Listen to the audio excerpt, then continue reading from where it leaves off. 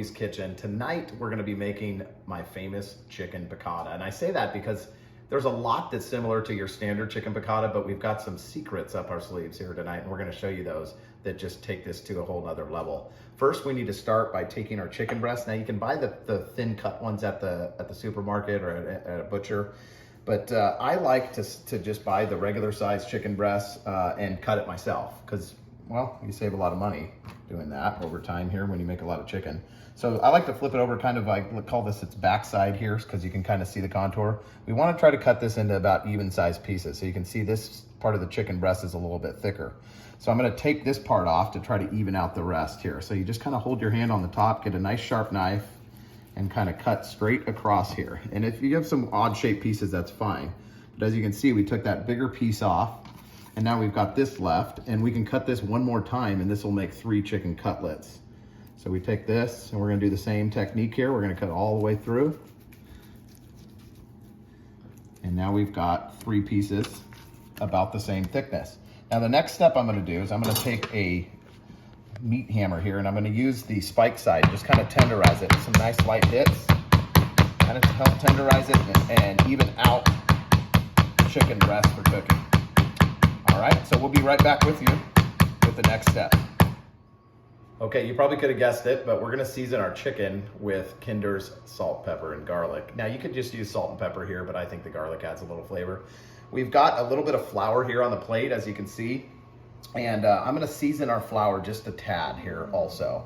Always season. Our dog is crying in the background because she's hungry. So we're gonna put a little bit of seasoning in the flour. Take a whisk, or you can use your fingers and just kind of whisk it in. That's good. And then we're gonna take our seasoning and season our chicken. Nice, lightly seasoned. Flip them over, get both sides. Go up high, it seasons, it spreads out a little more so you don't get a big chunk of seasoning. All right, and then what we're gonna do is we're gonna start by taking one of our breasts, put it in the flour. This is just a light coat of flour. This adds like some thickness to the sauce when you're done.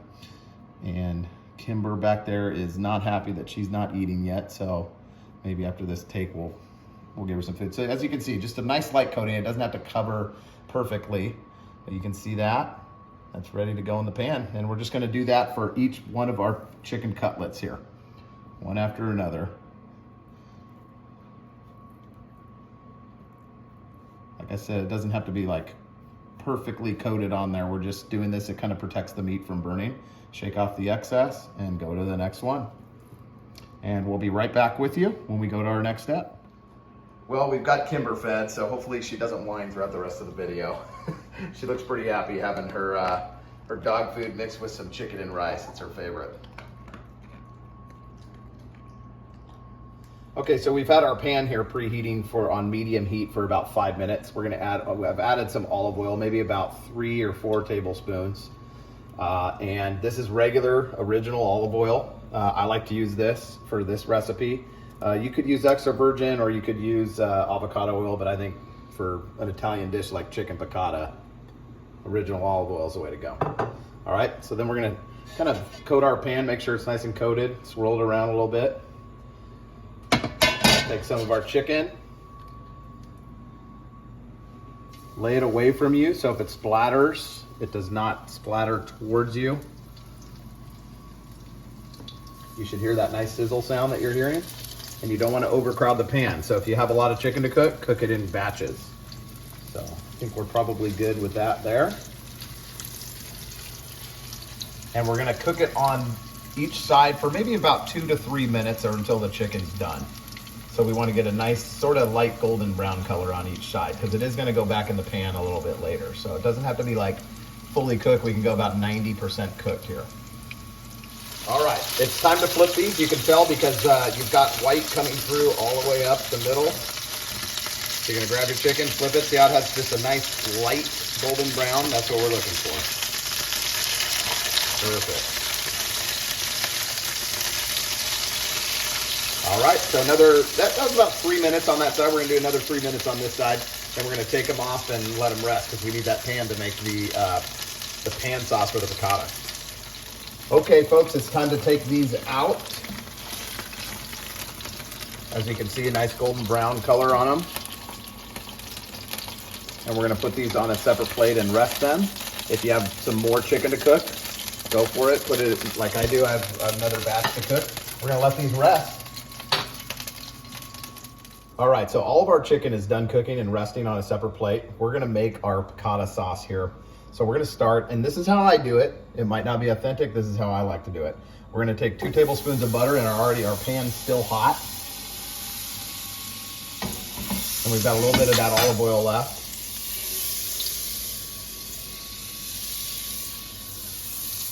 Kind of roll it around the pan, make sure it gets nice and coated.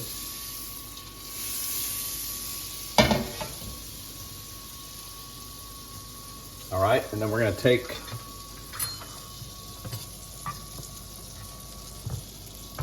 I've got some diced up garlic here, or chopped garlic.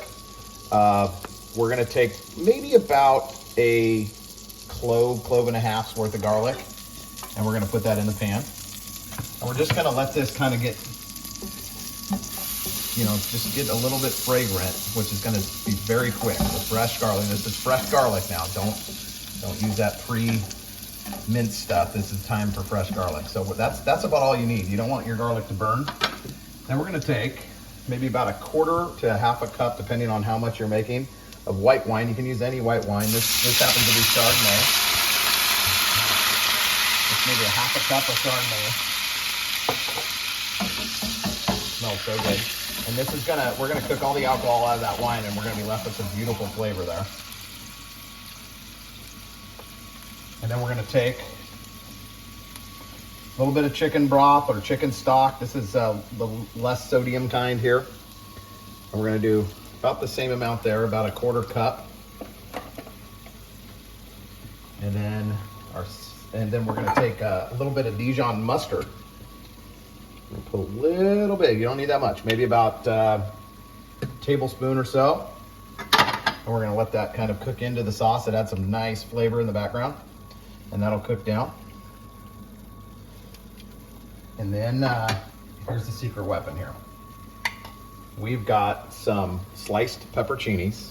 We're gonna add a little bit of that pepperoni juice. A little bit goes a long way with the pepperoni juice. And starts developing some nice flavor in it.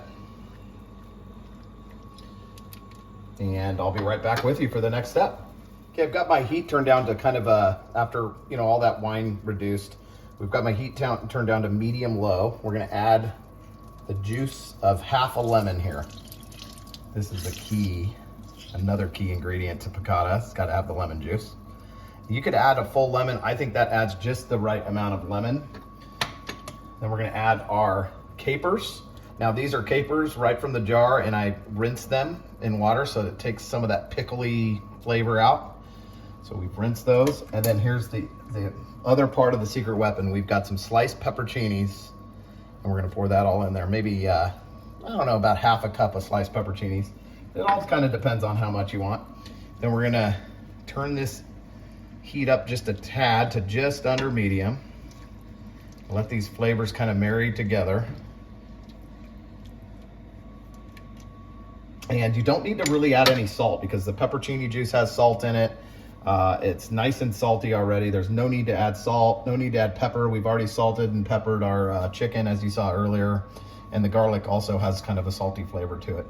So that's your sauce right there. We're gonna let this cook down for maybe, 3 to 5 minutes. And let it thicken up a little bit, and then we're gonna add our chicken back to the pan, and then add some cold butter in there, which will help thicken it up as well. Okay, so we're gonna add about a tablespoon of cold butter into this. This will help kind of thicken the sauce up. And then you remember we have flour on that chicken that's cooked off. So once we get the chicken back in this sauce, it's gonna also help thicken it up. But this just gives a nice sort of satin finish to the sauce. It makes it look really good. It smells amazing in here. And forgot to mention, this is probably in the top 3 dishes that I make that my wife likes. This is one of her favorites all time. She requests this one all the time. And when you make it, everyone around you is gonna request it too. All right, so our butter's melted into the sauce. So we're gonna take our resting chicken here. And remember, there's gonna be some resting juice. Put that in there, hold the chicken back. Don't waste that good resting juice there. So we're gonna put this chicken right back in here.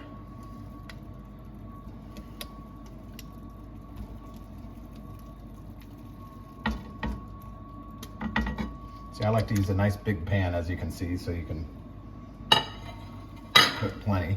Now what we wanna do here is get this chicken nice and coated with all this goodness. So let it kind of sit on one side for a minute. And flip it over, make sure the sauce just beautifully soaks into that chicken. And we're gonna let this kind of finish off here in the sauce for the next, we're on medium-low heat, probably for the next 3 or 4 minutes here, and then we're done. We're ready to eat.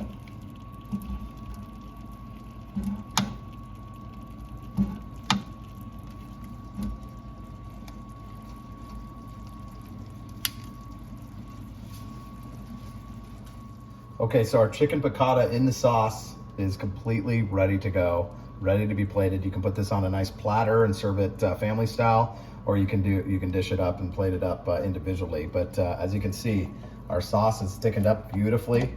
You can see it in the pan, so it's reduced nicely. We're gonna pour a little bit of that over. These pepperoncinis, I'm telling you, make so much difference. So we'll plate it up and we'll take a bite and we'll show you. All right, it's time to try this beautiful chicken piccata.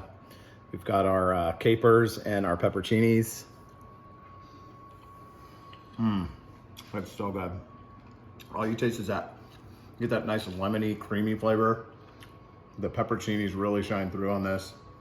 Just a hint of the capers, and I'm telling you, that little bit of Dijon that we added adds a lot to the plate as well.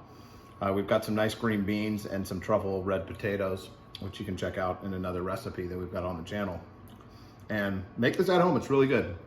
Please like and subscribe, help us out, we're building our channel. And we've got a lot more great recipes coming your way.